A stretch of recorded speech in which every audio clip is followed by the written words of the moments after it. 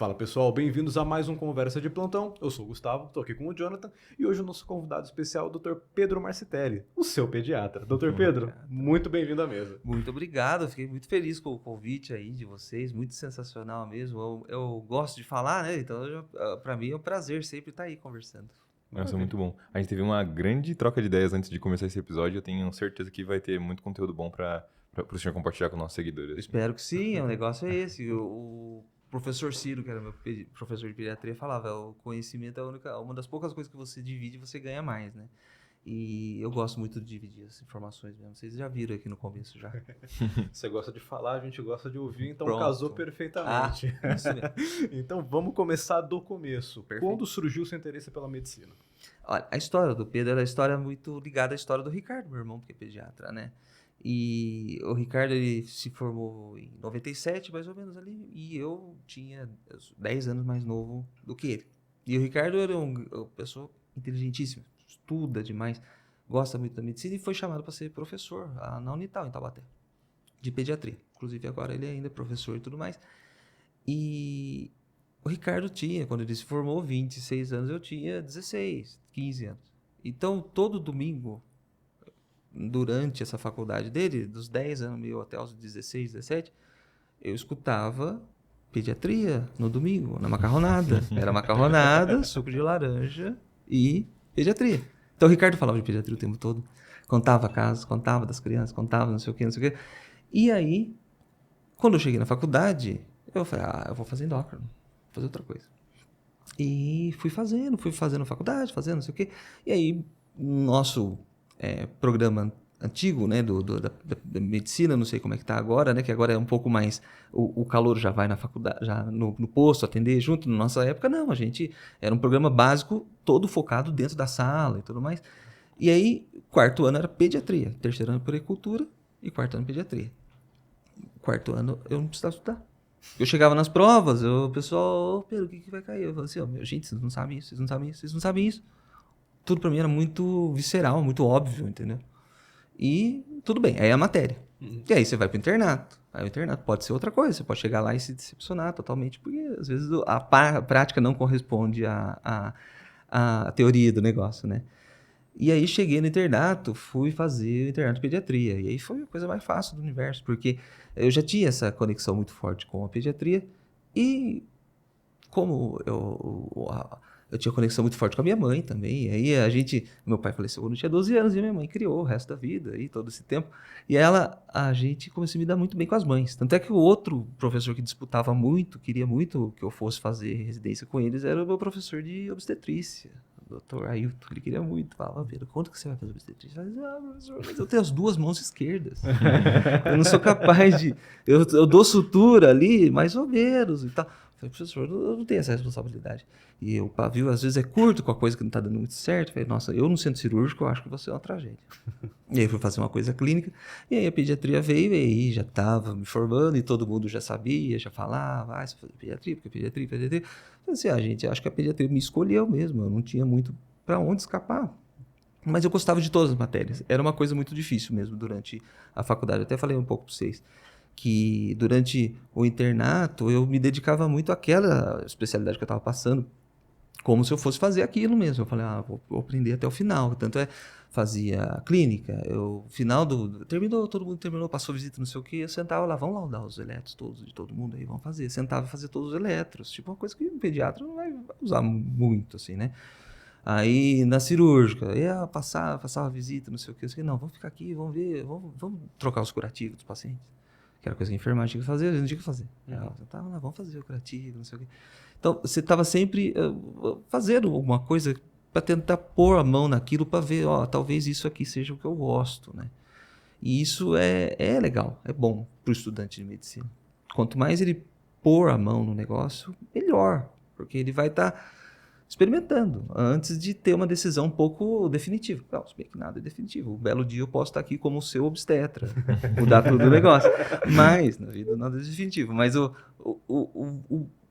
norte daquilo você vai tendo uma noção maior. Somente vocês que estão numa idade de se formar, que é uma hora que vocês ainda estão sem saber bem o que eu faço, para onde eu vou, o que eu faço. E aquilo você tem que estar experimentado. Porque senão você vai meio que, nossa, eu acho tão bonita a patologia, mas nunca foi fazer uma macroscopia lá, dissecar uma peça grande. Não fiz. Nunca vi um útero, nunca fiz um aborto. Você está passando longe da patologia, você não faz ideia. Porque a patologia tem tudo isso. Então tem um monte de coisas ali que é legal o estudante da medicina estar envolvido, apesar que eu já tinha vamos dizer assim, esse cartaz nas minhas costas escrito pediatra. Mas eu falava, não, eu quero fazer. Tanto é que eles faziam essa brincadeira, alguns professores faziam, de falar, não, você vai vir fazer, você não vai fazer pediatria, você vai fazer obstetrícia e tal. O professor de cardiologia, que é o Dr. Rui Felipe, que é diretor lá agora do hospital escola e tudo, ele fala, não, você vai fazer cardiologia, pelo amor de Deus. Eu falei assim, não, professor. Eu falei assim, não, você vai perder o cardiologista, tá bom. Eu falei assim, professor, mas eu gosto de criança. O adulto, o humano é muito legal e o perfeito é o bebê. A hora que vira adulto vai começando a ter muito defeito. Aí eu falei, eu vou fazer pediatria mesmo. Entendi. Então, mesmo durante o internato, que já tinha realmente seu foco ali, meio que sabendo, você aproveitou para testar a água de todos os mares ali, né? É perfeito. É o que você tem que fazer. Porque quando a gente está no ciclo básico ali, ou aprendendo, estudando, o que for, vai ter coisa que você vai começar a ler e você fala, puxa, não entendo nada disso aqui, nossa, que difícil e tudo mais. Por exemplo, anestesia, para mim era super difícil, né? Todo mundo se dava bem com anestesia, eu fiquei de exame. Foi a única matéria que eu fiz exame na faculdade inteira. A anestesia, falei, poxa vida, nossa, que difícil. Primeiro estágio do internato, anestesia. Começou uma rodada cirúrgica, segunda-feira de manhã vocês vão estar lá para fazer anestesia. Putz, eu vou começar com o pé esquerdo, né? Aí cheguei lá, era o doutor Elton, nossa, o Elton era um engraçado pra caramba. Falei assim, Pedro, vem cá, vou enfiar a agulha aqui. Falei, puxa, professor, que medo, né? Falei assim, você é médico ou saco de batata? Eu falei, vamos fazer. Então, no primeiro dia eu já estava fazendo anestesia mesmo, sentando, fazendo, o professor do lado, fazendo, vendo, fazer. Perdi o medo das anestesias. Depois fui fazer residência, eu tinha que usar anestesia na UTI o tempo todo. Eu estava lá, todas as doses guardadas, impregnadas na sua cabeça. Porque você fez antes. Então, o negócio é estar pondo a mão mesmo. Essa é a verdadeira medicina mesmo. A medicina, a medicina não é só pôr a mão, mas é a aplicação do que você estudou, é a aplicação, o meio entre pôr a mão e o estudo, esse meio aqui, é ali que está a medicina. O resto é o teórico demais ou prático demais. Também é perigoso, né? Exatamente. Porque a prática sem a teoria não te leva a lugar nenhum. Não leva a lugar nenhum. Pode até por um tempo, né? Mas depois paga o preço. Exatamente. E o seu irmão chegou a te dar aula? O Ricardo foi meu professor da sala de aula. Eu chegar lá e ver o Bourbão entrando lá com papel, projetor e dar aula. E os meus amigos que iam na minha casa, tomava cerveja e ele lá, vocês estão fumando em cima do circo aí, o circo tá pegando fogo, vocês estão fumando em cima. É uma frase que ele sempre falava. E aí, você começa a ver o negócio, você vê que o seu irmão tem um conhecimento muito mesmo diferente das outros caras. Você fala, puta, que cara legal mesmo, né? Que cara diferente. E aí ele fez uma aula de puericultura, um pouquinho, no terceiro ano. No quarto ano, o ano todo, tinha o módulo dele. E o internato, ele era chefe do internato. Então a visita na quinta-feira era com ele, tudo com ele, passava a visita. Eu tinha que dar conta dos meus alunos, meus colegas que estavam dando problema, eu dava conta para ele em casa. Então eu tinha que falar, tá fazendo tal coisa. Ele falou assim, Pedro, fica de olho nisso aí que tá fazendo tal coisa. Então, tudo muito conversa dentro de casa mesmo. E depois, na residência, eu fui fazer residência em Taubaté, na Unital. Entendi. E aí fiz residência em Taubaté, na Unital, quem que era o chefe da residência? Meu irmão. Putz, nossa, é um nepotismo violento, né, cara? Nossa, como que eu vou falar que não sou preferenciado, privilegiado? Eu não posso dizer isso, que eu não sou privilegiado, porque ele realmente estava ali trazendo muita coisa visceral do negócio para mim, entendeu? Trazia muita coisa assim, é bem legal. E aí na residência era a coisa mais maluca do mundo. Porque você tá lá com o irmão e você de repente vê que é o cara que você xingava no domingo de manhã ali porque ele deixou a roupa tudo esparramada em casa, e aquele cara passando em tracate em 1 minuto. Você fala, puta, que cara diferente, maluco, diferente mesmo, né, cara? E você começa a admirar as pessoas por coisas diferentes, é bem legal. Inspira, né? Isso gera inspiração. Isso é uma coisa que é super importante para um professor, independentemente, gerar inspiração. E aí passava a residência. Aí R1 não tinha tanto contato, porque ele fazia UTI, fazia chefia e tal, tudo mais. Então tinha horário da sexta-feira, que era reunião clínica e tal, encontrava e tal, não sei o quê. E pegava no pé, ó, o doutor Alexandre Neuro falou que você não tá estudando direito, você tá faltando tal coisa, não sei o quê. Você tá bom, vou estudar, porque tá faltando mesmo, ele tá certo, eu tô bem relaxado nisso aqui. Fui pra festa, não estudei o seminário que eu ia dar e tal. Então tinha as broncas, era tudo dentro da minha orelha, dentro de casa. E aí, na UTI, fazer residência, R1, R2. Aí, plantão do R2, ele quinta-feira, à noite, eu e ele lá. E aí, o que você vai pedir? Ah, você vai pedir isso aí de novo, cara? Ah, aquela coisa, você tá com medo de se engordando, não sei o quê. Um puxava muito o pé do outro, assim. E o Ricardo, ele é muito... Ele fez uma medicina muito visceral mesmo também. Ele era muito assim de... no primeiro ano ele estava dentro do pronto-socorro para aprender a dar ponto, antes de ter todo esse negócio de você estar no primeiro ano fazendo o PSF da família e tal. Ele queria estar dentro do negócio mesmo. Esse sempre foi muito o perfil da gente, de nós dois, de estar dentro do negócio. Então fez CCI, terceiro ano, fazia CCI, terceiro, quarto ano. Então o cara que estava ali dentro, quarto, quinto ano, ele já fazia plantão ali, junto com o chefe, ficava, posso ficar hoje à noite aí, até umas 11, fica, além do tempo, entendeu? Eu tava envolvido em aprender, não em puxar saco, isso que é interessante. Porque às vezes você vai ver o cara que fica mais tempo, puxa saco. Não é o puxa-saco o negócio. Por quê? Você pode ficar mais tempo e tá só puxando saco. O que você quer comer hoje? Eu vou trazer um café pro senhor. E você tá puxando saco. Agora, quando você tá ali mais tempo e falando, e aí, vamos tubar aquela lá? Vamos. Posso entubar? Posso entubar? Então você tá dando vazão pra medicina. Você tá colocando a medicina ali dentro. Então não é uma coisa de louco, né? E o Ricardo era muito visceral, né? Então às vezes chegava uma criança lá pra UTI e muito ainda instável, sem veia. Nossa, eu já fiz hidratação de criança em choque, vi a sonda nasogástrica com ele. Falei, Pedro, e aí, o que você vai fazer? Ah, eu falei, putz, Ricardo, não, a criança não pega veia, o tracate não pegou, não sei o que. Vamos fazer via oral, vamos fazer via nasogástrica. Experimentou, deu certo. Chega a criança, muito difícil, começou a parar, chocado. Pedro, você já fez hidroóssea? Não, vamos fazer hidroóssea. Experimentava hidroóssea, fazia hidroóssea, ajudava, resolvia, fazia. Isso na época eu estava focado, porque o meu primeiro momento foi o quê? Eu vou fazer pediatria, mas eu quero fazer UTI. Eu queria fazer UTI. Eu entrei para fazer UTI. E aí eu lembrava que eu brincava, nossa, ambulatório, nossa, que saco, tem que vir fazer ambulatório. Nossa, agora minha vida é ambulatório o tempo todo, né? Passando visita, HD, conversando de comida, de não sei o quê. Mas naquela época eu queria adrenalina. A ação ali da UTI, A ação da UTI. E aí um belo dia também, chega ali na UTI, você vai no R2, né? Que na nossa época era o R2. E aí o R2 bate um pouco ali a realidade da UTI, né? Que não é romântica, não é que nem o plantão médico, o Grey's Anatomy ali da vida, né? A UTI, ela é pesada. Para você ter um desempenho, você tem que estar se cobrando quase o tempo todo, né? Como é que eu não lembro essa forma? Como é que eu... Como é que eu não lembrei que tinha que repor esse potássio? Sabe, é uma cobrança, uma atenção plena. Constante ali, né? O bom intensivista, ele tá em atenção plena. Então, você dorme com o olho aberto. As meninas me enchiam o saco, as enfermeiras, porque falavam que eu era galinha. Eu galinha por quê? Porque eu sentava e ficava em cima do ninho ali. Eu não ia dormir à noite. Todo mundo, uma hora, vou descansar um pouquinho. Eu ficava sentado lá dentro. Porque vai que alguém para aqui. É um pouco da personalidade da pessoa, entendeu? E isso é extenuante, é cansativo.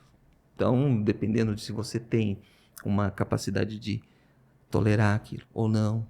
A UTI, ela tem muito disso. Você ter uma personalidade voltada para atender aquilo. Não dá para você fazer uma boa UTI sem ter uma diferencial ali mesmo.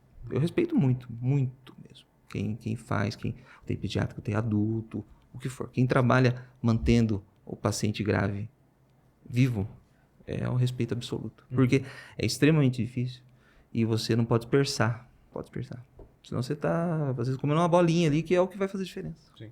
E é um detalhe mínimo que tem uma repercussão gigantesca. Né? Gigantesca. E eu tava no R2, um paciente meu, o primeiro paciente, um menininho, 7 anos lá, e aí vem a preceptora e falou, esse aqui é seu. Falei, tá bom, ótimo, belezinha. Aí vai, diminui o parâmetro, vamos tirar FiO2, aí belezinha. vamos estudar, tá respirando bem, tirou a sedação, começou a respirar bem, tal, tranquilo. Isso era 4:30 da tarde, o nosso horário de plantão naquela época era das 5 da tarde às 7 da manhã do outro dia. Então era diferenciado pro pessoal que ia fazer um plantãozinho no PS à noite, em outro lugar, ter 2 horas para ir tomar banho, ir para outro lugar e tal. Ainda tinha muito isso, né? Na residência, estágio, o que for. E aí, fui para casa, voltei outro dia, menino tinha falecido. Puta, que choque. E aí, falou, não, o menino deve ter feito atelectasia, fez um broncospasmo, fez alguma coisa, a gente reintubou, ele não voltou, e aí foi difícil e tudo mais, e aí, tá bom. Puxa, fiquei super sentido, todo mundo ficou sentido, né? Os pediatras sentem bastante mesmo, quando tem um óbito do paciente, não adianta. E aí, depois de um tempo, vem a sorologia, olha, era HIV positivo, puxa, a gente não sabia. Então, tava comprometido de outras formas também, né? Então, é um momento que também às vezes define. Sim. Você chegar e falar, pô, agora é sua, a bola é sua, vai, chuta. E aí às vezes você fala que, puxa vida, eu achei que essa bola era de rugby, né? Não era de futebol, né? E aí aquilo pode ser impactante para qualquer um, né? E aí, nesse momento, eu fiquei bem sem norte. Porque daí eu falei, puxa, eu vou terminar a residência, e agora? O que eu vou fazer? Aí comecei a dar plantão. E plantão. E aí os plantões me sustentaram durante uns bons 12, 13 anos direto, aí bastante tempo direto, só plantão mesmo. Porque aí entrou um pouco o relaxo também, né? Termina a faculdade e fala, puxa vida, nossa, que difícil, né? Foi estudar, passar por todo esse perrengue, agora eu quero aproveitar. Aí só plantão, ganha dinheiro, põe ali, resolve, compra uma coisa, agradece, vive bem. Puxa, que bom. E aí chega uma hora que você cansa, né? E nasce a filha. Então tem as coisas que vão vindo ali, que vão puxando você pro consultório também, diferente. Perfeito. Então 12 anos direto só de plantão sem consultório. A sua vida era puramente hospital. Nesse período, sim. Então eu formei em 2007, 2009 eu terminei a pediatria, que era 2 anos naquela época ainda. Os meus calouros ali do R1 que se deram já começaram com 3 anos, se deram um pouco pior ali, tadinho. Mas é importante fazer 3 anos. Nossa, hoje em dia eu vejo como faz diferença. Que eu devia ter feito mais ainda tempo. E aí eu não fiz R3, não fiz a especialidade. Por quê? Porque eu comecei a fazer plantão e eu falei, daqui a pouco eu faço. Uma coisa, outra coisa eu faço. Uma coisa, outra coisa eu faço. E aí começou a doer mesmo fazer plantão. Chega uma hora que você cansa, né? Passar 2, 3 noites fora de casa, e às vezes ser acordado na madrugada ali, ficar acordado, e aí o cortisol seu vai estourando, você vai começando a engordar, você vai engordando, você vai começando a roncar, você vai começando a cansar, e aí você fica exausto para ir para o exercício, você não quer ir para academia, você não quer fazer nada, começa a deprimir, e aí fica a cabeça pesada mesmo. Eu falei, pô, não posso continuar assim. E aí eu comecei a fazer o consultório. Minha mulher, a Renata, ela é dermatologista. Ela tem o consultório, então ela até atende o pessoal todo lá. E ela falou, vem aqui, o horário que eu não tô, você faz, atende o seu. E eu falei, Renata, meu seu consultório é tão bonito aí, cheio de coisa, né? Dermatologista normalmente tem as coisas bonitas e tudo mais. E eu falei, puxa, eu vou bagunçar, né? Porque vai vir minhas crianças, a criança faz bagunça. Ela falou assim, não, vou fazer um armário aqui que é dupla face. Aí fez o armário, até hoje tem lá. É dupla face, você puxa para um lado, tem as bagunças do pediatra, e puxa para o outro, tem a coisa linda do dermatologista. Então ficou um consultório giratório quase. Que legal. E aí ficou bom, porque dava pra gente dividir e tudo mais. E eu comecei a fazer, sem pretensão nenhuma. E eu era uma pessoa que usava muito a internet já por ser meio meninão mesmo, de gostar de brincar, de assistir, de ver vídeo, de jogar videogame pra caramba, nossa, um vício interminável.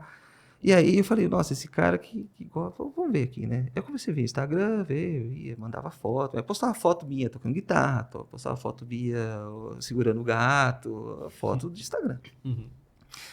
E aí, de repente, eu comecei a ver os meus colegas, alguns ali, postando coisas da medicina. Aí, pô, legal, né? Postando, beleza, tá bom. Ai, que besteira. Eu continuei fazendo a minha vida ali, tudo mais. E aí, quando eu comecei a fazer o consultório, eu comecei a ver, falei, poxa, eu preciso aprender como é que funciona o consultório, porque eu não faço a menor ideia como que funciona, como que atende, onde guarda o dinheiro, né? Aquela coisa toda, mas não só isso, mas a dinâmica e tudo mais. E eu comecei a seguir várias pessoas. Até que comecei a seguir a Bia, que é a minha caloura de medicina. A Bia, a Carla Beatriz, tem um Instagram muito legal, que ela ensina, ela começou a fazer um Instagram do nada, ela fez um Instagram dela, subiu, e ela fez um outro Instagram do zero, para mostrar para vocês que eu sei fazer. E aí chegou lá também, super alto, o pessoal seguia, respondia e tudo mais, e ela ensinava marketing médico. E aí nessa história eu falei, pô, marketing, faz sentido, né? E eu já era um cara meio que assim nos plantões, eu atendia as mães e quase todo dia tinha uma mãe que falava, doutor, onde é o seu consultório? Porque eu criava um afeto, uma ligação mesmo, porque eu sempre fui de falar. Não adianta. Essa parte não adianta. O meu pai era comerciante, que ia vender tudo para todo mundo. Então ele tinha essa capacidade de falar muito. E aí as mães, nossa, doutor, o senhor explica, né? Uma coisa que, nossa, naquela época era um absurdo o médico explicar para a mãe por que tá acontecendo tal coisa. Era, ó, esse aqui. E tchau. E as mães começaram a vir no plantão, falaram, eu quero passar o doutor Pedro, eu quero passar o doutor Pedro. Eu falei, pô, nosso negócio, alguma coisa eu tenho que realmente conecta com elas mesmo. Você vê como eu já tinha lá no residência, lá já tinha. Mas eu fiquei desnorteado, porque eu fiquei sem norte quando eu perdi a residência da UTI da minha cabeça ali. E aí elas começaram a vir, não sei o que. Eu falei assim, tá bom, vou começar a fazer. E eu deixava o cartãozinho ali, a mãe pegava e tal, não sei o que. Minha Bia era muito disso de falar, você tem que fazer do seu jeito, ter a sua própria estrutura, ter a sua própria forma de fazer. E ela falava muito mal dos convênios, né? Sempre foi muito de falar mal do convênio, porque o convênio realmente é uma situação que a gente, em termos de atendimento de consulta, é muito difícil. Você tem que atender muito rápido, tem que atender com uma presteza para você gerar volume, para você ganhar bem. Pelo Senão menos não tem manter jeito. o consultório, né? Digamos Exatamente. assim. Porque, às vezes, por exemplo, o pediatra ele não tem outro produto para vender, né? Que a gente fala, né? A minha mulher dermato, ela faz uma cirurgia, ela faz um botox, ela tem outras coisas que ela pode fazer que são fora, que tem e geram faturamento, geram dinheiro. Enquanto o pediatra tem o quê? O pediatra tem isso aqui que eu estou dando para você. É conversa. Então, a grande história foi o quê? Você tem que ter um diferencial. Você tem que ter um diferencial. Eu falei, poxa, que diferencial que eu vou ter? Meu irmão sabe tanto mais do que eu e ele tá ali fazendo, não sei o quê. E aí eu percebi que o Ricardo, na verdade, ele fazia o convênio ali o consultório dele é o meio dele, o que ele tem, tranquilo. Mas o que ele amava mesmo era dar aula. Eu falei, pô, legal, vamos tentar achar uma coisa que a gente gosta mesmo. E aí eu comecei a fazer o consultório atendendo só particular. E até agora só atendo particular mesmo. Por quê? Porque eu me sustentava com plantão. Esse é um ponto importante. Porque se você começa com plantão, você já tem atendimento de consultório com convênio, você acaba ficando atrelado àquele volume de dinheiro e pacientes que você está recebendo ali. E às vezes a transição é difícil porque o paciente de convênio normalmente ele está mais atrelado ao convênio do que a você. Médico, A não ser quando você tem uma conexão forte, você traz pacientes. Eu fiz um tempo numa clínica em Taubaté, convênio. Até quando a Mariana nasceu, eu falei assim, vou voltar a pegar a mão. Porque eu não fazia ambulatório. Eu falei, pô, não vou nem lembrar orientar uma mãe aqui com uma recém-nascida. Eu falei assim, mãe, amamentar, liga pra enfermeira. Não, eu tenho que voltar a aprender. E eu fazia o quê? Eu fazia intubação, fazia outras coisas. E aí, eu comecei a atender o convênio ali. E ali eu vi que era uma coisa extenuante mesmo. Porque você tem que ser muito mais rápido, você tem que correr, você tem que fazer, você tem hora marcada, você tem a tarde ali. Eu era o que mais atendia devagar da turma. Eu atendia a cada 30 minutos um paciente. Era mais devagar. Eles queriam que, para dar volume, você tem que ter 20, 15 minutos. Você tem que atender um paciente. Eu falei, nossa, mas não consigo nem pesar a criança assim, 15 minutos, né? Quanto mais fazer um diagnóstico. E aí eu percebi que tem um commodity que o médico clínico, na clínica, cirurgião, que for mais um pediatra, clínico, obstetra, quem for, ele tem um commodity que ele pode vender que é diferencial, que é o tempo dele, de estar junto. Porque o tempo ele é uma coisa que gera várias coisas interessantes entre o médico e o paciente. Primeiro que quando você passa mais tempo com o paciente, você tem mais probabilidade de ouvir uma coisa dele que seja relevante para o seu diagnóstico. Às vezes a mãe tá ali falando e tal, não sei o quê, e de repente ela vai contar uma história da avó dela, nossa, a avó fez... E aí você puxa da genética da avó ali na criança, pô, peraí. Aí tem um insight. Então tem uma coisa relacionada no tempo não só de afeto, porque quando você dá tempo para a pessoa, você gera relação. Aí você tem conexão e aí gera afeto, e aí o paciente fica seu. Olha só. Mas também na parte da clínica. A medicina tem a ver com o tempo. Você tem que dar tempo para aquilo acontecer, para você entender. Porque senão era muito fácil. Era você fazer uma anamnese extremamente objetiva ali, ó, você chegou aqui, faz... Muitos especialistas que são bem especializados em certos aspectos de certas especialidades, subespecialistas, aí sim, porque é muito mais relevante para ele. Tá ali no ponto, esse exame. Mas pra gente que é da pediatria, né, a pediatria, a clínica médica, o geriatra, eles têm que ter um tempo maior para conectar. Para aquela pessoa estar confiante em você no tratamento, porque você vai precisar que trate muito tempo. O geriatra, o cardiologista precisa que tome o remédio o resto da vida. Se aquela pessoa não confiar em você, o que ela vai fazer? Não vai tomar. Então, e é uma coisa que é complicada. Né? E aí o tempo, eu comecei a perceber, nossa, o tempo faz diferença, eu vou dar tempo para os mães. Eu falei, nossa, um tempo de consulta maior. E aí você começa experimentando, né? Ah, vou dar 40 minutos, vou dar 1 hora, vou dar 1 hora e meia. Aí a gente vai vendo qual que dá mais certo. Normalmente 1 hora é uma hora legal e tudo mais. Você tem a anamnese toda preparada para focar em aspectos e tudo mais. Mas aí eu comecei a vender esse tempo. Beleza, ótimo. E eu falei, nossa, tem que ser condizente. E aí trabalhava no plantão, fazendo não sei o que, e fazendo a internet, fazendo o Instagram. E aí, um belo dia, eu fiz uma caixinha de pergunta. A Bia falava muito disso, de você fazer a caixinha de pergunta e você mesmo responder, né? Eu falei, pô, vou fazer no começo e tal, não sei o que. De repente, o pessoal começou a perguntar. Por quê? Porque, realmente, a fala era uma coisa muito forte, né? Tinha essa conexão. E aí, um dia perguntaram de que fazer com a birra. O que eu faço com a birra do meu filho? Meu filho tem 2 anos, só faz birra, não sei o que, não sei o que. Eu falei assim, puxa, legal, não faço a menor ideia.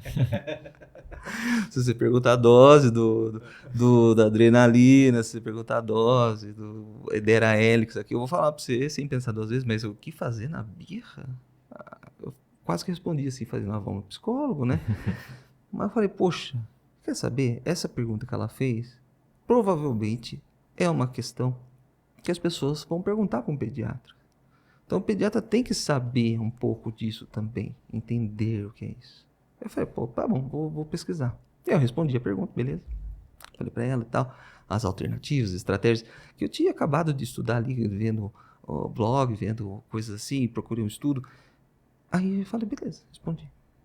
E aí comecei a estudar bastante isso. Fui ver essa questão do formação cerebral da criança que está envolvida nisso, como que se forma o cérebro da criança, por que ela faz birra, né? Por que ela está ali fazendo esse processo, de maldade, malícia, quer magoar, quer manipular. Não é nada disso, fui estudar para entender que aquilo era um momento de maturidade cerebral mesmo, né? Toda vez que a gente encontra a primeira vez um obstáculo, a gente tem muita dificuldade a passar por ele. Depois, quando você encontra o mesmo obstáculo, você passa ao redor e tudo mais, né?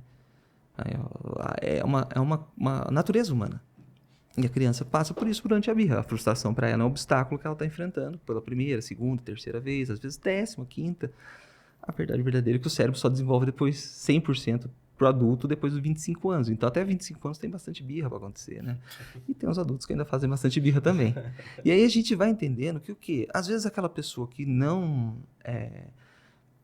controla bem a própria raiva, ela não foi ensinada. Pô, essa mãe tem que aprender a ensinar. Mas às vezes a mãe também não sabe. Como que eu vou controlar a criança ali, né? Eu quero que ela se sinta melhor. E a gente vai ver os outros modos de lidar com isso. Um falava, não bate. O outro falava, dá o que a criança quer, resolve o problema. São extremos errados, os dois. Eu falei, bom, vamos achar o do meio ali. E vi que tinha pesquisa já mostrando esse meio. E aí eu postei esse vídeo. Muito bom, legal.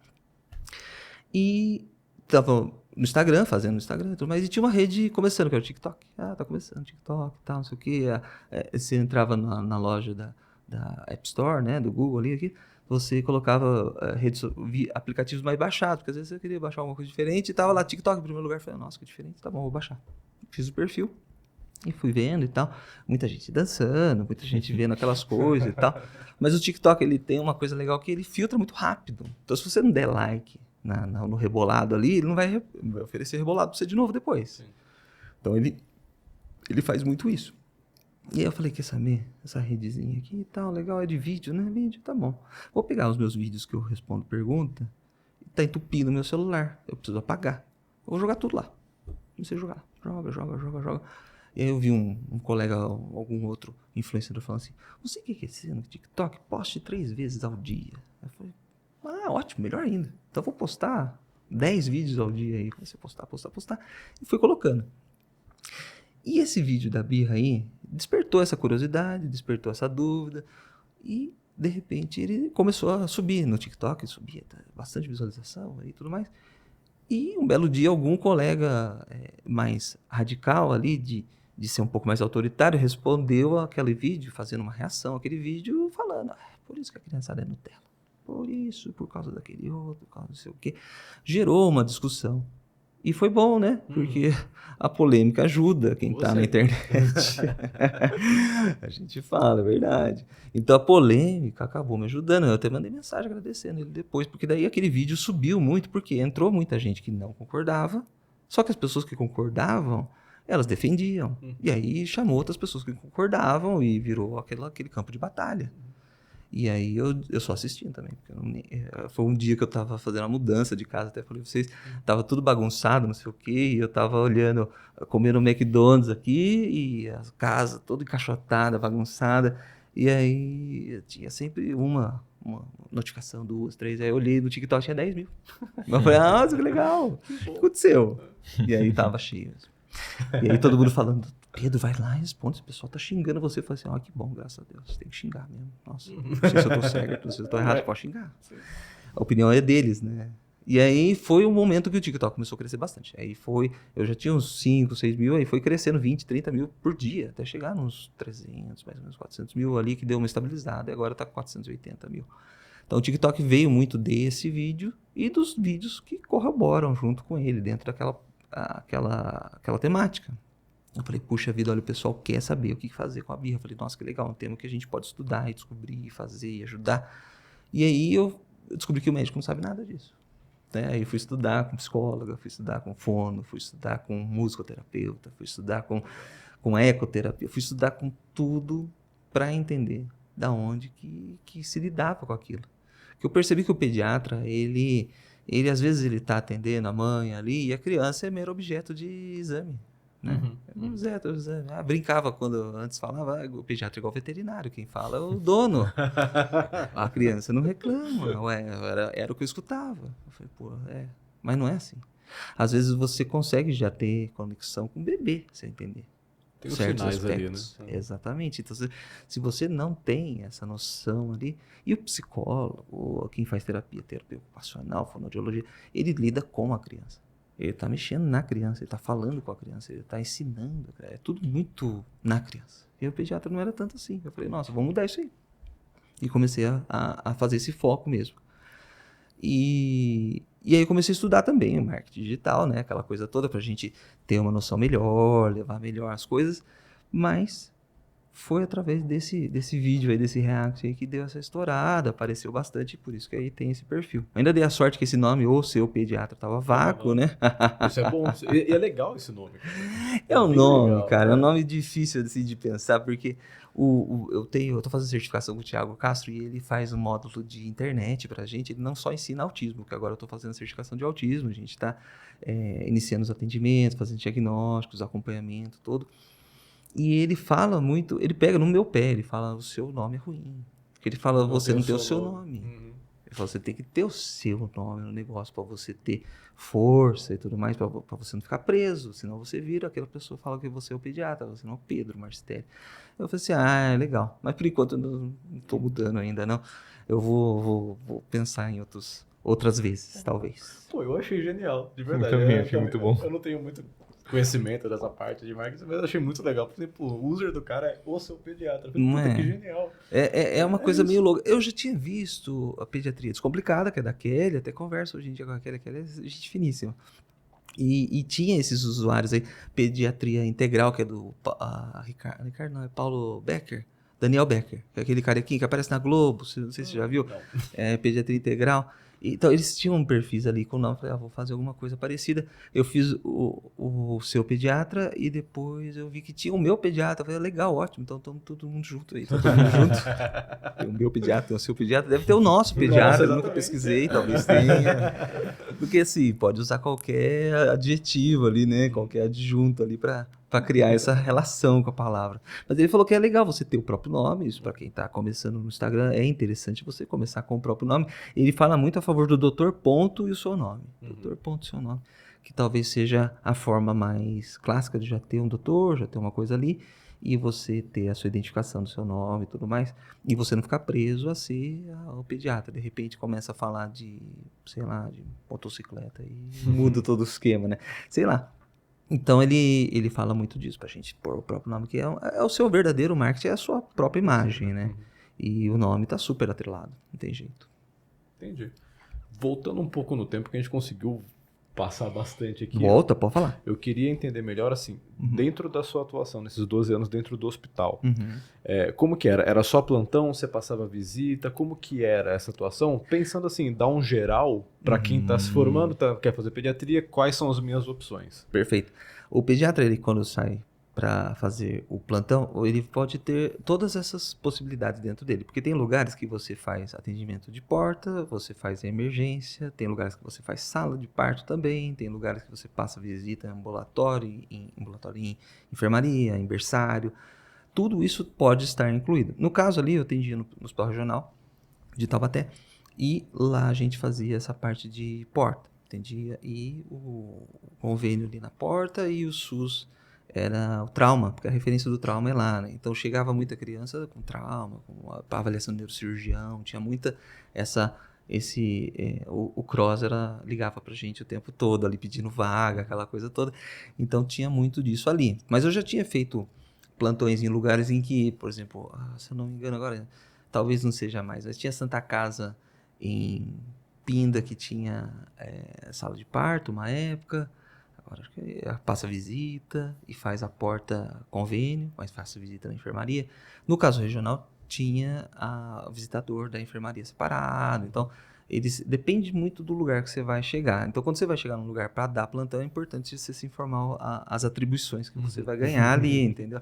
Porque podem ser além do que você está esperando. Às vezes você chega ali, eu já tive colega que chegava num lugar, nossa, eu tô precisando tal dia, vai lá, fui. Chega lá e era sala de parto junto, e já tinha muito tempo que não via um bebê nascer na vida ali, já estava dando plantão de porta há muito tempo, emergência, e de repente vai ver um bebê nascer, nossa, puxa, vou ter que abrir o livro aqui. Então é uma coisa um pouco mais diferente.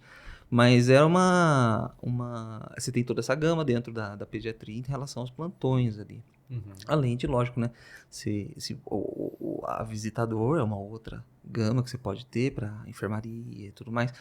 E até lugares que, por exemplo, o pronto-socorro de Taubaté tem essa mini enfermaria, que guarda as crianças que passam a visita do dia anterior para o dia seguinte, aquela coisa toda, que ainda não está internada, aí tem um visitador específico para aquilo. Então, dependendo do lugar que você está no plantão, tem essas variações. Perfeito. E aí no seu consultório, você fez os testes, né, o tempo de consulta e tudo mais, você conseguiu perceber se, por exemplo, a primeira consulta eu preciso de 1h30, mas as de acompanhamento pós isso diminui para 1 hora? Diminui um pouquinho. A gente dava 1 hora um pouco maior, 1h10 ali na primeira vez mesmo, porque você vai conhecer, né? Você vai ter que perguntar até do cachorro da criança ali para entender como que funciona a casa e tudo mais. E às vezes o primeiro exame é difícil, né? Isso é uma coisa muito comum na pediatria, você sofrer para examinar o paciente. E normalmente depois os retornos ali são mais rápidos ali, ou um pouco menos demorados, 30 minutos. Aí eu fazia um retorno relaxado também, porque daí eu já tinha aquela hora reservada. Entendi. Então, mas você mantinha na agenda o horário? Ainda mantenho. Ah, legal. Mesmo retornos, eu mantenho 1 hora reservada, porque às vezes dá 1 hora, dependendo de como for, entendeu? Então você tem aquele tempo reservado para fazer o retorno. E uma coisa que às vezes os pediatras esquecem, que é ter disponibilidade fora daquilo. O WhatsApp, né? Me ajudou bastante. Porque antes era o quê? Ligava na casa do pediatra de madrugada. O doutor tá com febre, né? Eu lembro, nossa, minha mãe ligava. A doutora Cláudia, que foi minha pediatra quando eu era criança. Doutor, eu fui lá na casa da doutora Cláudia, vomitei na sala da doutora Cláudia, cara. Na casa dela, era vizinha da minha mãe. Então, aquela coisa maluca, né? Sim. Hoje em dia a gente não vê mais isso. Por quê? Porque a gente tem uma conexão muito mais fácil com o WhatsApp, né? Quem não gosta de atender o telefone, como eu, que não sou nem um pouco fã de atender o telefone, acaba aproveitando muito bem, porque é um recado rápido, é uma conversa, você troca uma ideia, você faz uma interconsulta, às vezes algum exame que você pediu de manhã, você quer que você não vai atender no consultório à tarde, não vai dar para aquela mãe voltar e tudo mais, facilitou muito o WhatsApp. E os sistemas de prontuário eletrônico, né? Que, nossa, modificou totalmente. Porque agora eu tenho um carimbo digital, né? Uhum. Você tem uma identificação digital que até serve para tudo, né? Nossa, foi tão bom fazer aquilo. Que até fui entregar um documento para o governo e eu usei o Bird como meu autenticador, que eu era eu mesmo, entendeu? Então tem uma vantagem muito grande. Às vezes é um antibiótico que você tem que prescrever. Não adianta você falar para a mãe, vai lá e compra um xarope de tosse, né? Você tem antibiótico, vê aquele exame alterado. Peraí, já mando para você. Não precisa mandar correr entregar, ou mototáxi entregar receita, né? Recebe Ou o link pedir no para a WhatsApp. mãe vir na sua casa e correr o risco de ganhar um vômito na sua sala. Não é? Então tem essa vantagem. Isso foi maravilhoso, gente. Nossa, isso aí é uma modernidade a favor do médico mesmo. Isso faz toda a diferença. Legal, legal. Então tá bem estruturado dessa forma o jeito que você atende. Precisou porque virou uma necessidade mesmo. E a modernidade, ela vai trazendo muito disso. Você está sempre caçando uma coisa que seja nova, né? Isso combina muito com a medicina. Porque a medicina, ela, para você que não está lendo a atualização científica do seu departamento, né, da sua sociedade, eu sou pediatra, eu nem li a atualização do ano da Sociedade Brasileira de Pediatria, você já ficou para trás. Uhum. Então, tudo tem... o cara que faz a medicina, ele tem que estar sempre querendo saber. Eu falo que gosta de estudar, né? Você tem que gostar de estudar. Não é exatamente gostar de estudar, é curiosidade. Uhum. Essa é a verdade. Você tem que estar curioso, querendo saber. E agora? Tá bom, vou ler. Porque a vontade de estudar, o gostar de estudar, vem da curiosidade. Se você não tem curiosidade, não adianta. Você vai ler aquilo forçando, né? Estimulando negativamente aquela situação, né? Fica penoso, né? Tudo isso, esses pensamentos, essas ideias vieram depois que eu fui estudar essas psicologias todas, por causa da Bia.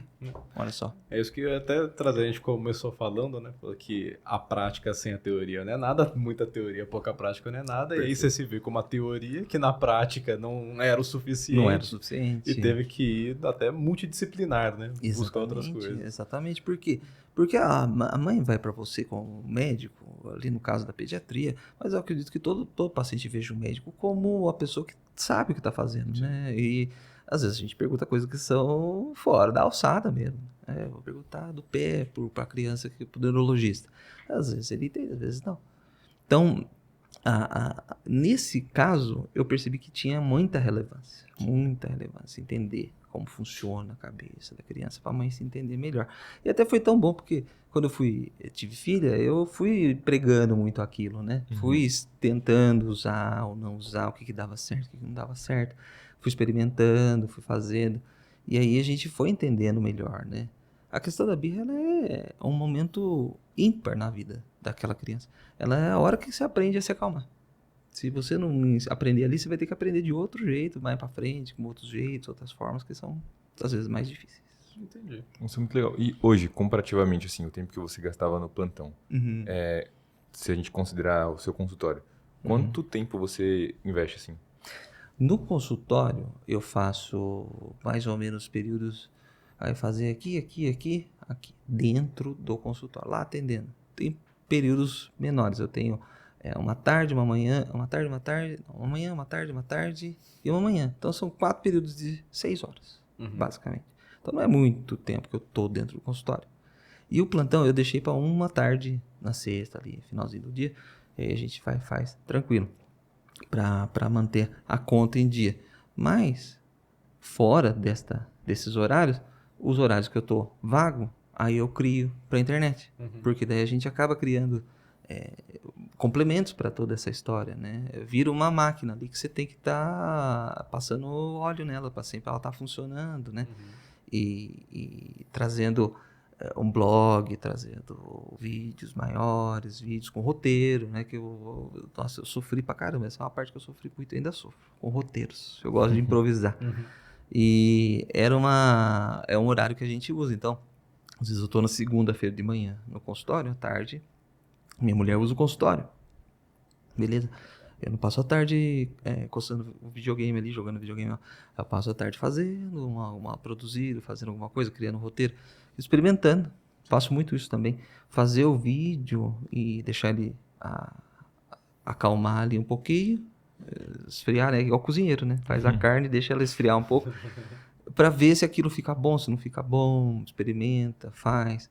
E roteirizar, e estudar também, né? Que acaba precisando, né? Você ter um estudo, né? E aí eu comecei a fazer a certificação, então, nossa, agora eu estou estudando bastante, o tempo todo, praticamente.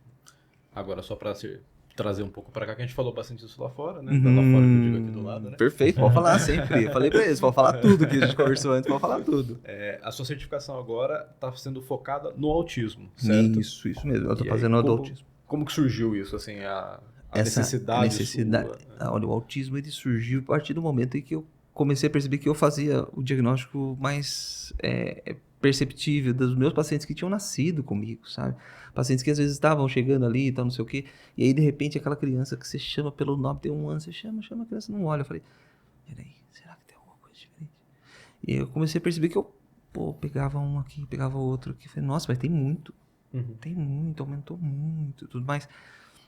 E existe uma razão para isso, né? Aumentou. Hoje em dia a proporção estudada pelo Colégio Americano de Psiquiatria fala em 1 a cada 36.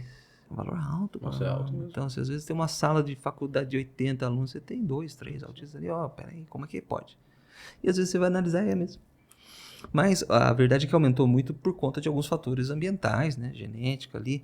E relacionados com a idade dos pais, que são mais velhos, também trazem, aumenta a chance de autismo. Os prematuros sobreviverem é uma coisa também, porque o prematuro tem maior chance de ter autismo. Então, as síndromes metabólicas na mãe durante a gravidez, né? A mãe obesa, a mãe hipertensa, a mãe aquela coisa toda, ela pode aumentar a chance da criança ter autismo. Então, todos esses fatores são fatores que estão cada vez mais presentes no nosso dia a dia. Então, tem uma explicação. E aí eu comecei a estudar mesmo, procurar saber. E eu já gostava muito dessa parte da mente, da cabeça da pessoa, né? Porque essa é uma parte muito gostosa, muito divertida de ver. E a gente vê hoje em dia a saúde mental num patamar muito mais conversado, discutido. Antes não, nossa, imagina, aquela pessoa que era autista, você não via na rua, por quê? Porque enfiava dentro de casa e trancava. Essa é a verdade. Então, às vezes tinha uma família inteira de autistas lá em Taubaté, nossa, era super conhecido, andava na rua, todo mundo chamando, xingava, aquela coisa toda. Por quê? Porque era todo mundo autista ali dentro. Agora você faz o diagnóstico depois de, nossa, quando eu era criança esse pessoal era autista. Então, eu fui entender que aquela pessoa tem que ser tratada, tem que ter dignidade e tudo mais, né? Com certeza. E os meus pacientes ali, o que eu faço e tudo mais.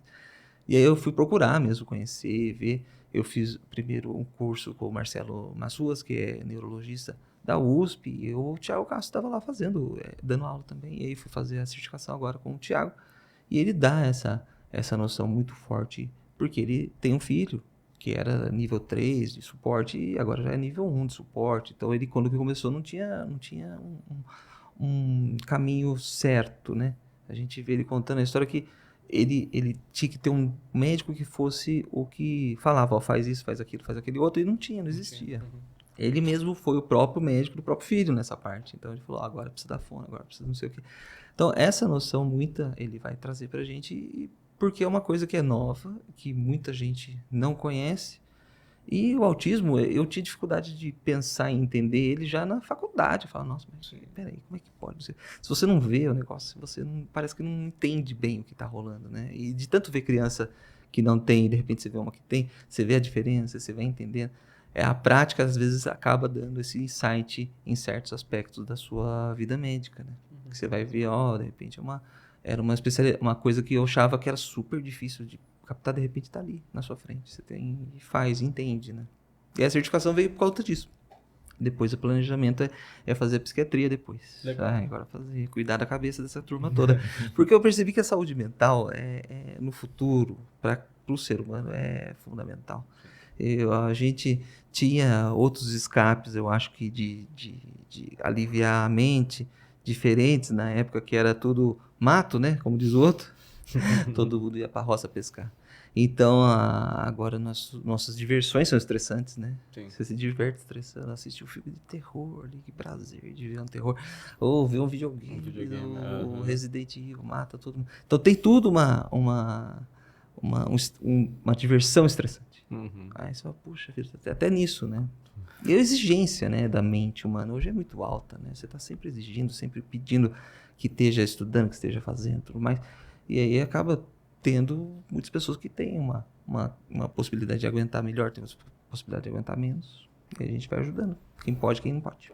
E hoje em dia, até na sociedade mesmo, você vê que tem alguns movimentos que a gente mesmo, que até como estudante de medicina, se coloca nele, pensando que o lazer é tempo desperdiçado, Desperdiçado, né? Você vê aquela quantidade de matéria para estudar, para colocar em dia, você senta no sofá, você, primeira coisa, fala, puta, eu não devia estar aqui, devia estar estudando.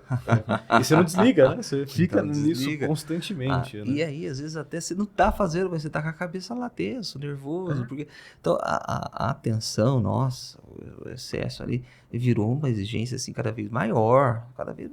Parece que o cara tem que trabalhar 24 horas por dia, hoje em dia, né? Tem que estar ligado o tempo todo. Ah, você é jovem, você aguenta. Pô, não é assim. Mas eu vivi isso com os plantões. Sim. E quando você começa a fazer plantão, aquele dia que é mais tranquilo, beleza, vou fazer no dia seguinte. Aí você faz. Mês que vem, aí você se comprometeu. E aí aquele plantão, o primeiro foi pesado, o segundo foi pesado, o terceiro dia você já tinha comprometido um outro. Pronto, dançamos. Você vai fazer o terceiro rugindo, fazendo mal, tratando mal, xingando. Foi a hora também que eu percebi. Quando a gente começa a dar muito plantão ali, e essa é a hora que eu fui parar pra pensar no consultório e tudo mais, porque chegou uma hora que eu comecei a não me reconhecer mais nas coisas, sabe? Você começa a se estressar demais e fala, pô, eu não fui criado pra responder desse jeito pras pessoas, pra falar mal com as pessoas. Então, tem um momento negro sempre, né? Que é a hora que vai virar as coisas. E muitas vezes nos plantões aparece bastante, nossa senhora. Conta, dica. Não, eu só ia falar que realmente é disso mesmo. Você começa a perceber que aquilo que antes te dava prazer, você fazia com vontade, vira penoso, vira cansativo, tira o prazer. A mente, nossa, ela tem que estar sempre sendo estimulada. Tem mentes que são mais necessárias, certos estímulos, que tem que ter uns estímulos mais prazerosos, né? Aí você tem que ter um coeficiente maior de atividade naquilo. Outras pessoas têm uma capacidade de sentar, examinar, ver, escutar. Isso diferencia muito dentro da cabeça de cada um. Por isso que eu não falo nunca que quem é louco que vai dar plantão até o resto da vida. Eu tenho colegas que deram plantão o resto da vida felizes da vida. Por quê? Porque para eles aquilo é o que eles queriam fazer, tá dentro do perfil deles, entendeu?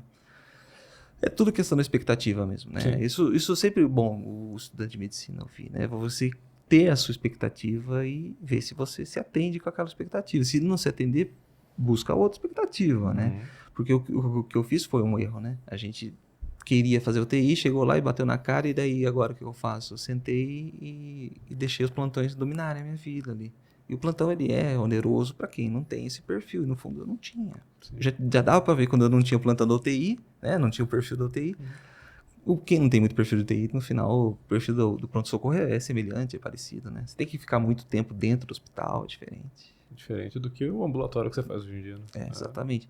E daí você tem um tempo para respirar, né? Você chega ali, conversa e tal, e dá risada, né? O hospital, o Ricardo sempre falou muito disso, o hospital ninguém tem vontade de dar risada dentro do hospital, você não dá risada, você tá ali ou porque te pagam, ou porque você quer, né? Ou porque você precisa, né?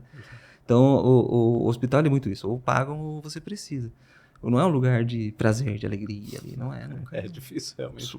E às vezes até pega mal, né? Pega mal, Nossa, eu tinha uns amigos que eram mais relaxados, mais palhaços. O Ricardo pegava tanto no pé que ia de boné e bermuda e jaleca. Ele falava, meu Deus do céu, como que eu vou dar aula pra um cara desse no hospital, assim, desse jeito, relaxado, curtindo balada aí. Mas é porque a gente realmente tem um pouco essa maleabilidade quando está estudando, né? Depois, quando você começa a cair, o negócio é sua responsabilidade, aí às vezes dá uma quebrada mesmo. Tem que virar a chavinha, né?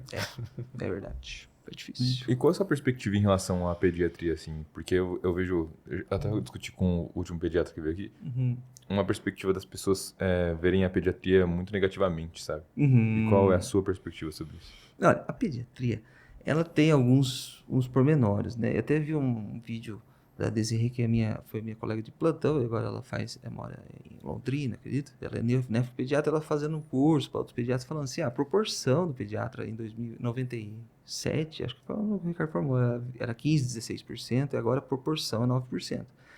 No número puro você tem mais pediatras, mas na proporção ali tem menos. Então a pediatria, ela é um campo que ele tem uma barreira difícil, que é o paciente, né? Se você não topa e não se dá bem com aquela pessoinha ali, né?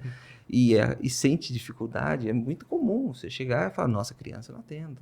Tem muita gente que tem isso mesmo, bloqueia, não quer, não faz.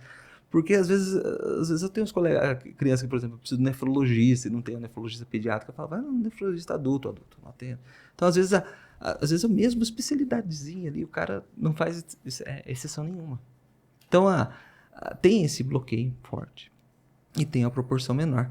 Mas ela tem uma importância tão grande, gente, tem uma importância tão grande, que é o momento de início da vida, onde o cérebro que é maleável, ele está se formando. Então, se você não cuida de uma criança que tem uma doença de Crohn, que tem uma alergia alimentar, que tem uma dermatite atópica, aquela criança que cresce sem ter sido bem cuidada, ela vai acabar tendo um cérebro mais estressado, olha só.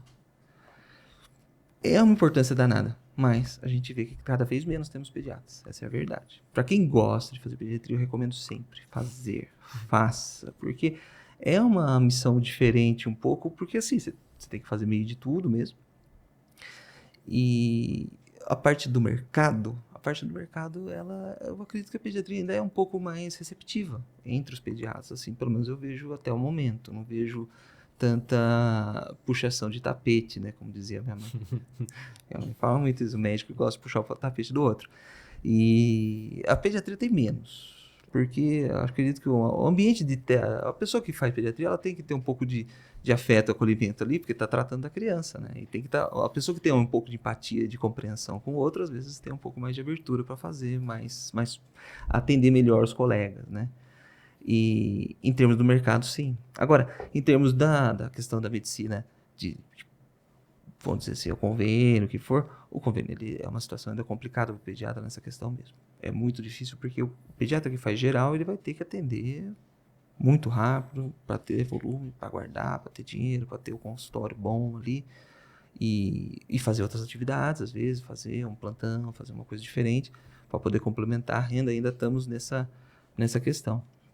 Mas o que eu ia falar do mercado da pediatria e da sua perspectiva sobre isso.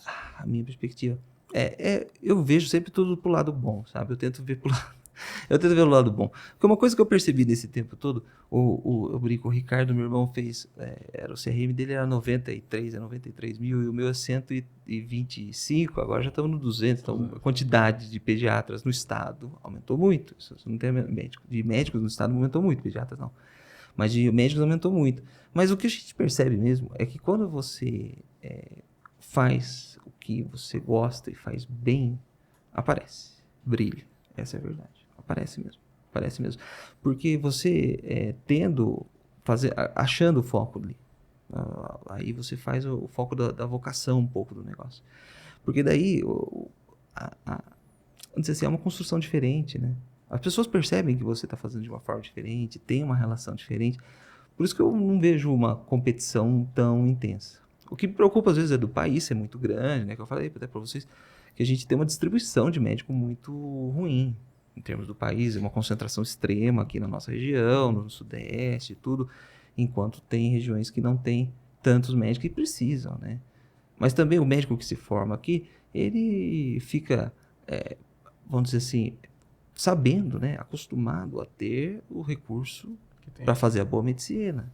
E aí você chega num lugar que não tem, a responsabilidade é sua. Isso todo professor gosta de falar, né? Se você, por exemplo, vai transportar um paciente, e eu fiz transporte também um tempo, e eu enjoava pra caramba, cara, olha só como a gente faz as coisas, né? Eu passava mal.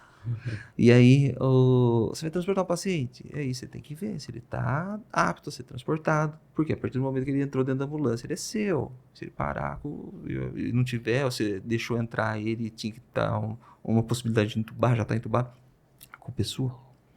E isso reflete um pouco no nosso local de trabalho que a gente vai, né? Porque tem que ter o recurso que você veja como necessário para desenvolver uma boa medicina. Então, assim, não é só, tá todo mundo acostumado aqui porque aqui é cidade. Não, é porque realmente tem um recurso para você se cercar de segurança, entendeu? Ninguém acha o CRM no lixo, né? Sim. Ninguém acha, absolutamente ninguém. Você vai fazer uma coisa que você tem que se sentir seguro, que tenha Respaldo, digamos respaldo, que tenha tudo isso para você se cercar daquilo e estar bem, né? Melhor. Então, o que teria que mudar na história, né? Talvez manter o número de escolas de medicina talvez seja impossível fechar isso. Eu falo para a turma, abril nunca mais fecha, né? Eu falava muito isso em certos pronto-socorros, que às vezes a pediatria dá prejuízo no pronto-socorro. Aí falava, vai fechar, não fecha. Não fecha, senão a vanguarda aparece aqui na porta, né? A Globo aparece. Tem o vereador. O vereador, não tem como fechar. Então, abril não vai fechar. Mas o grande negócio era ter um programa de distribuição que tivesse também o suporte em cada lugar que levasse. Não sei, os Estados Unidos tem muito isso, né? Não sei se vocês já viram. Nos Estados Unidos você faz a prova e dependendo da nota ali você escolhe qual estado que você vai morar. Mas os estados dos Estados Unidos são equivalentes, né? Em termos de estrutura. Aqui não, aqui a gente sofre muito com locais que tem muita estrutura, locais que tem muito pouca estrutura. Isso é uma desigualdade que atrapalha para o médico que está saindo aqui, entendeu? Isso é importante saber. Para o estudante tem que estar cercado de segurança sempre. O Ricardo, meu irmão, falava muito isso. Você vai fazer um plantão ali, o bebê de menor de 3 meses, está tossindo, peça raio-x. Pô, tem que fazer um raio-x, né? Não, mas a escuta tá ali, peça. Você vai ver, às vezes parece uma coisa que você não está esperando, porque o bebê é pequeno, você não está acostumado, você é inexperiente. Hoje em dia não, hoje em dia eu já estou experiente, já sei como é que é. Mas sabe, cercar-se de segurança em relação à medicina é o fundamento também, importante. Você tem que estar sempre tranquilo. Sem dúvida alguma. Né? Isso, muito bom. E o pessoal sempre pergunta quando a gente vem aqui, o pessoal fala, porque eu gosto de pediatria e tudo mais. Sim. Como que é lidar com as mães? Porque é o terror de muita gente, né? A mãe, cara, a mãe é o momento do exercício de empatia, né? Essa é uma coisa muito importante, você ter um exercício de empatia. Eu falo que eu virei um pediatra muito melhor depois que eu fui pai, né? Antes de ser pai, eu era um pediatra de emergência, resolve. Agora, até fiquei, no começo, quando a Maria nasceu, até fiquei meio, meu Deus, agora eu vou entubar um bebezinho igual a minha filha. Sabe, umas coisas assim que botam na cabeça da gente. Mas lidar com a mãe é uma hora da empatia. Você tem que ter... saber sempre colocar na sua frente da cabeça que aquela pessoa está sofrendo com o bem mais precioso que existe na vida dela. Que para toda mãe, para todo pai, quem tem filho e ama o filho, é o bem mais precioso. Não adianta, você troca o carro, você troca a casa, você troca tudo pela saúde do seu filho. E aí a gente, naquele momento, você acolher mesmo a mãe. Porque tem que ter uma conexão ali, você tem que deixar aquela mãe se queixar, deixar aquela mãe falar e tudo mais. O que dificulta, às vezes, é no pronto-socorro, que você tá de madrugada, você tá cansado, vem, chama lá, doutor, tem ficha. Aí você vai lá e chega, meu Deus do céu, aquela dor de ouvido do dia inteiro. Mas se você for pai, você vai ver que às vezes aquele dia inteiro a criança não queixou aquela hora de dormir, entendeu? A criança, ela é muito natureza. Isso é legal também de saber, né? Que a criança ela tem muito mais proximidade com a nossa natureza primária, primal ali, do que do adulto. Então, para a criança, aquela hora é a hora. Toda hora é a hora. A criança quero já, né? É agora. E a mãe, às vezes, ela está atendendo uma necessidade daquela criança. Então, é uma questão de um exercício. Eu acho que tem que exercitar, experimentar, deixar falar. Isso é uma coisa importante que vocês fazem muito bem, legal. Isso ajuda muito com o médico, em toda especialidade. Mas na pediatria ali, a pessoa, ela traz ali, às vezes, uma queixa que você fala, puxa, que saco, uma coisa. Respira e deixa acontecer ali, fica tranquilo, respira, na próxima, vai um pouco ali, tenta ser mais objetivo, traz um pouquinho mais para a questão necessária. Mas deixar falar é muito legal, faz muita diferença. Porque os humanos gostam de se comunicar. Isso, depois de todo esse tempo de Instagram e tudo mais, eu fui estudar também marketing, conversa e tudo mais. E a comunicação, ela é um ponto muito importante, é o que diferencia a gente dos outros animais mesmo, não adianta. E isso é uma coisa que o ser humano sempre vai ter preferência aqui em ouvir ele. E aí você gera conexão, e aí o seu paciente volta, e o seu consultório anda, e você vai bem, entendeu? Isso é independente. Mesmo se for um cirurgião de mão, microcirurgião, deixa eu ouvir, escuta. Fala o que ele fazia com aquela mão. O que você fazia com essa mão? Você tocava um instrumento? Tá. Para criar o quê? Conexão. Gerar interesse, gerar empatia, gerar conexão, que é super importante, faz toda a diferença. Mas, às vezes, tem que ter paciência extrema mesmo. Aí depende da pessoa. Tem pessoas que têm mais paciência, tem pessoas que têm menos paciência. Se você for atender um TDAH, às vezes é mais difícil, porque aquela criança é aquela criança que não para, que ela sobe, que ela mexe, que ela não tem aquele respeito, né? Aquela criança mal criada. Isso é um perfil clássico do TDAH. Então, a criança, aquele momento, você tem que estar examinando aquela criança, não bravo com a vida que aquela mãe não está tomando conta. Se você está se focando em ficar chateado que a mãe não está corrigindo aquela criança naquele momento, você está perdendo o tempo de estar diagnosticando aquela criança. Que é um momento que você tem que estar olhando. Nossa, essa criança, ela anda assim, ela faz assim, ela anda assim, ela mexe assim, ela brinca com o carrinho, rodando a rodinha, ela não põe o carrinho no chão. Você está perdendo o diagnóstico. Perfeito. Em vez de você estar aí focado dentro do seu próprio eu, de estar nervoso e tudo mais. A medicina, a boa medicina, ela é exaustiva. Essa é a verdade. Porque você vai estar muita energia nisso.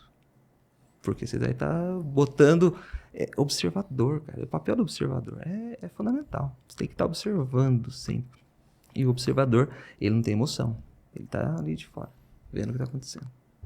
Se coloca emoção, interfere na observação. A sua emoção você coloca para acolher, responder, devolver. Mas para o estresse, no momento, o seu estresse tem que estar dentro da observação. Por isso que eu larguei dos plantões, porque começou a dar plantão, você fica nervoso. Eu falei, puxa, daqui a pouco eu vou perder um diagnóstico de uma criança. Por quê? Porque eu chego aqui, a mãe vem e eu falo, você não devia ter vindo aqui, tem que esperar 3 dias para febre. Que esse é um papo que toda mãe que foi no pronto-socorro já escutou de um pediatra. E de repente não é assim. Às vezes aquela criança que começou com febre agora, ela está com a meningite meningocócica. Um quadro agudo importante. Que vai matar ela. Se ela não ficar em 12 horas, ela não começar com antibiótico, ela morre. Sim. Então, é uma história que você tem que estar sempre se defendendo aí, ó. Se você não explica para a febre, isso são coisas muito dentro do mesmo ciclo. Por exemplo, eu preparo muito as mães. Elas mandam um pouco as mensagens para mim de dúvidas, porque eu preparo muito elas. Falo, se a febre tiver assim, assado, não abaixa com remédio, não espera, leva no pronto-socorro. Então, a mãe fica mais segura quando você dá bastante informação para ela. E aí diminui muito a incidência disso aí que você falou, de irritar-se com a mãe. Quando a mãe está mais informada, a conversa entre vocês dois é mais do mesmo nível. Mais direto, assim. E sofre mesmo. Perfeito. Muito bom. Perfeito. Eu tive uma experiência com pediatria, a gente tá rodando na UBS, né? Sim, então perfeito. sempre tem aquele diazinho, assim, que é reservado para pediatria. Pra criançada. Eu não sei se isso já aconteceu, provavelmente sim, mas... a paciente já chega com um diagnóstico, assim, e no caso, ela era um menino, assim, troquei ideia com a criança normal, tranquilamente, e aí a mãe tira uma carta, assim, da professora, falando assim, provavelmente essa criança tem autismo e tal, e a mãe já chega totalmente enviesada no consultório. Naquela assim. história, exatamente. O grande negócio é você ter aí explicar como que faz os diagnósticos nesse momento para a mãe. Porque, por exemplo, se você tem uma criança que chegou... Quantas vezes já chegou o paciente para mim? O menino... Semana passada atendi um que veio com tique. Tiques. Ele já era meu paciente. Já tinha acontecido uma vez antes e tal, não sei o quê. Eu falei, vamos no neuro, porque o tique, ele pode ser Tourette, ele pode ser síndrome do tique isoladamente e tudo mais. Pode ser um evento de estresse agudo, a criança responder com aquilo e tudo mais. E aí... Ela foi e a professora tinha falado para ela, eu acho que ele tem um autismo. Ele tem o grau 1 de autismo. Aí ele fala bem e tudo mais, mas ele não para, ele não brinca, não sei o que. Às vezes, porque assim, aí o que eu falei com ela? Cheguei, sentei e falei assim, autismo, vamos fazer o teste. Aí fiz o MChat, que é um teste de triagem, que o médico deve fazer com 1 ano e meio.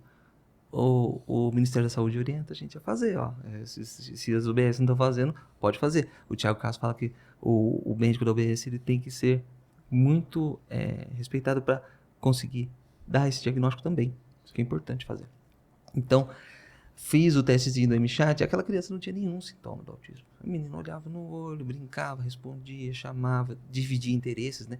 Isso é uma coisa muito legal para vocês sempre lembrarem em relação ao autismo, que esse é o cerne do autismo. A divisão de interesses entre as pessoas. A criança com autismo, ela não tem essa vontade de dividir com você. Ela não mostra pra você, olha aquela nuvem bonita, entendeu? Ela não aponta outras coisas. Olha, papai, eu quero aquilo. Ela, quando não sabe falar. Então, os questionamentos estão todos dentro do MChat. Ele é bem legal, bem interessante. E ele tem a triagem. E aí você, botando a ciência dentro do negócio ali pra mãe, ela fala, não, doutor, o senhor tem razão, não tem nada desses sinais que o senhor tá falando. E aí você consegue já nortear essa mãe melhor, entendeu? Porque a mãe, ela vem pra vocês como médico, pra gente como médico, e ela entende que a nossa autoridade, ela é maior mesmo. Ela tem uma autoridade maior. Não adianta, o CRM ele tem uma autoridade maior porque a cobrança é maior. Sim. E a chance de você perder anos de estudo, deixar de fazer aquela profissão porque você fez errado, existe. Olha só, as outras profissões às vezes não tem, uma professora pode falar muito bem que a criança tem autismo, ela pode falar e não acontecer nada com ela.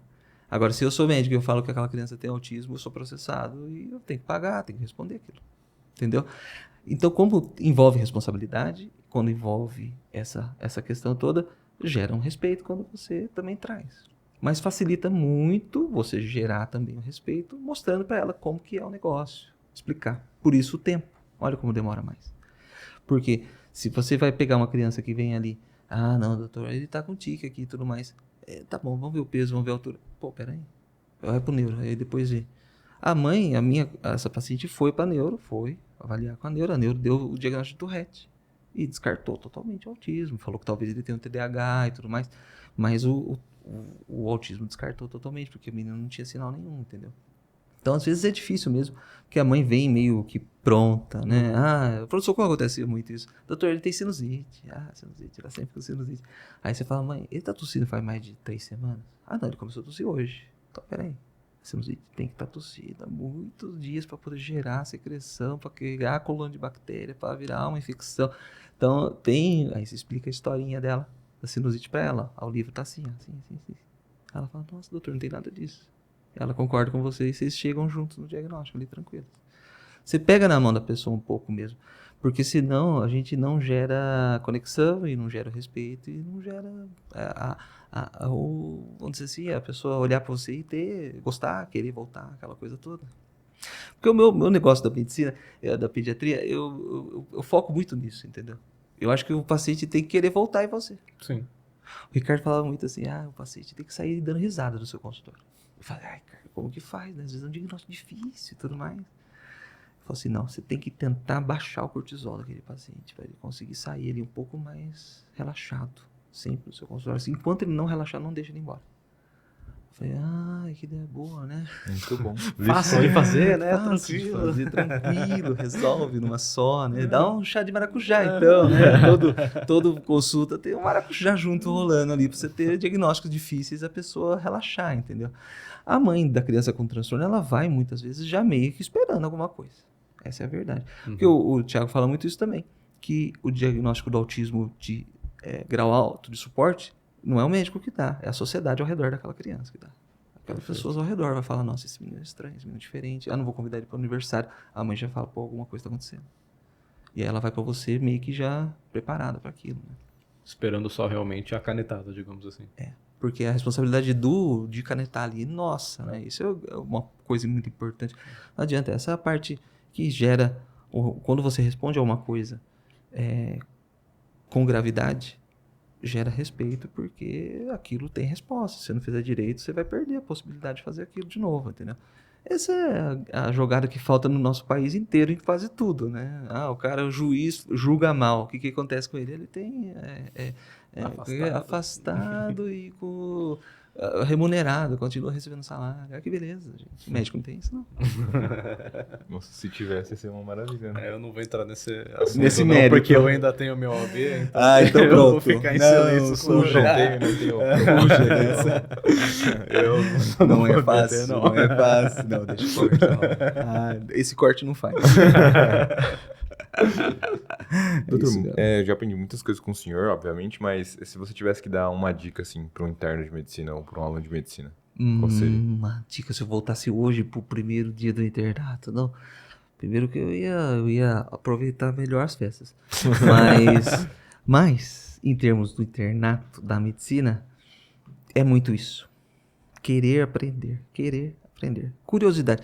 O médico tem que ser curioso, tem que ter curiosidade, tem que gostar. Se você está fazendo uma coisa ali, o primeiro pensamento que você quer é olhar no relógio e ver a hora que você vai embora, analisa bem se você quer fazer aquilo mesmo. Porque aquilo tem que estar gerando algum tipo de prazer. Tudo bem, não, hoje eu vou no cinema com a namorada, eu realmente quero ir embora mais cedo. E tudo bem, você está tendo um prazer acessório.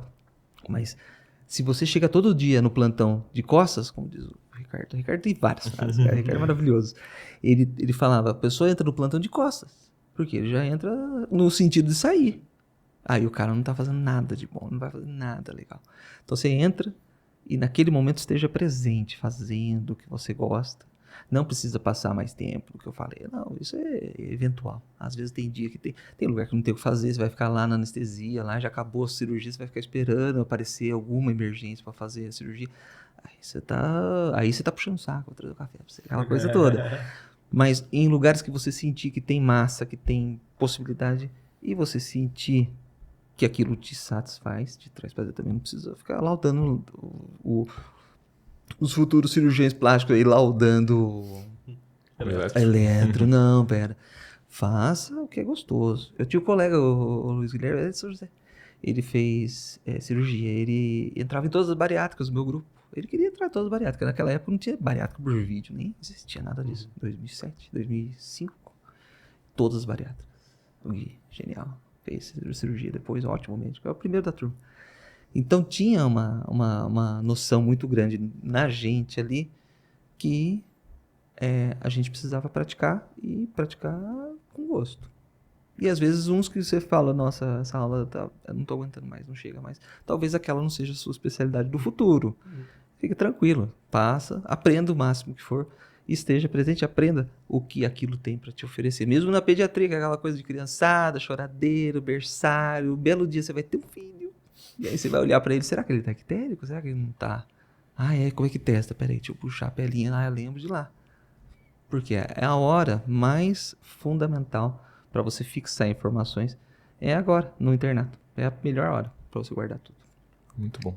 Perfeito. E tem alguma história que você leva contigo, assim, pra vida da medicina? Algo que te marcou positivamente, né? Olha, positivamente, a medicina tem muitas coisas legais, né? Eu tenho pacientes que, por exemplo, vieram de recém-nascido e agora já estão maiorzinhos e fazendo. Eu acho que o grande orgulho do pediatra é ver os pacientes aí crescendo, né? Se desenvolvendo, né?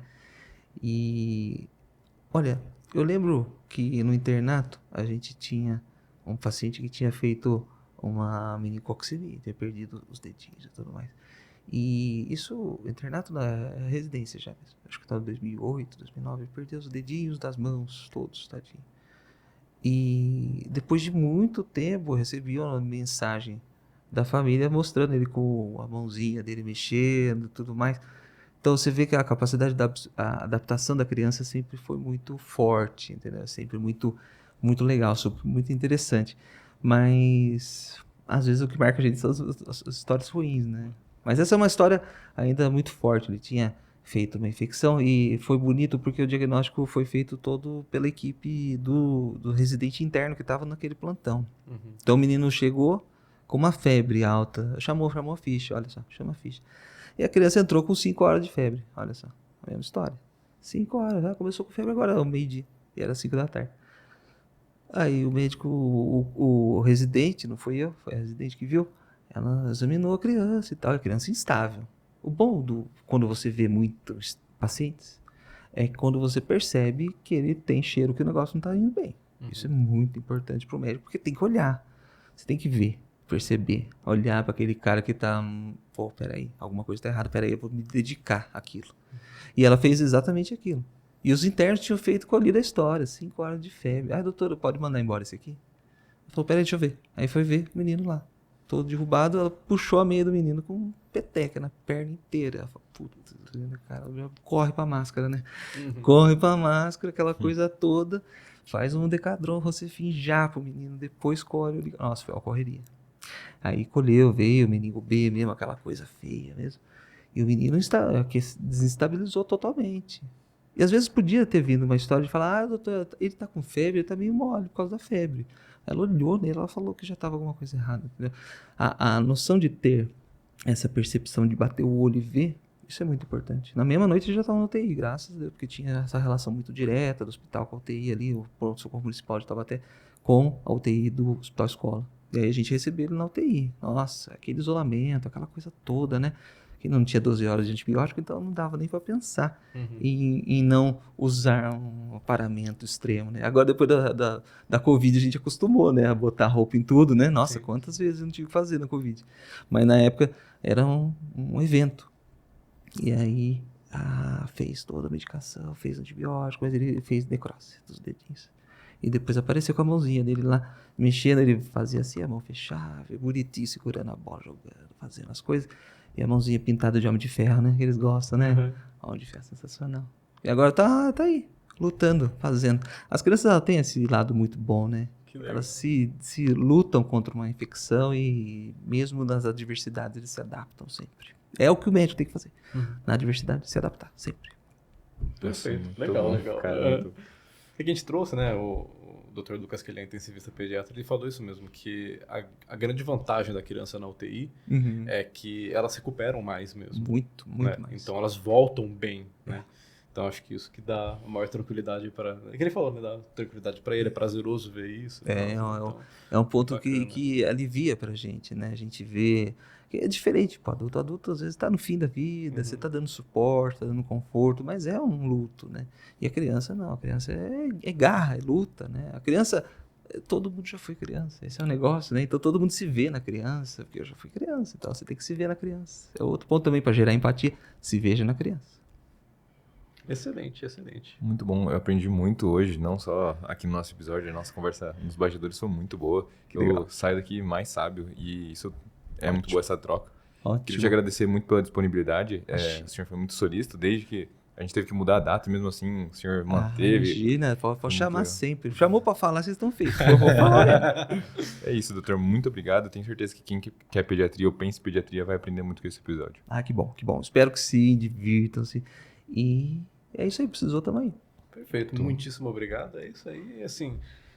Estamos trazendo bastante pediatra agora, a gente tem as nossas fases, né? E acho que é bacana para realmente quem tem dúvida, quer conhecer mais. E sem dúvida alguma você abriu um caminho muito bacana para o pessoal. Obrigado por estar aqui, doutor. Foi excelente a conversa. Obrigado, gente. Valeu. Obrigado.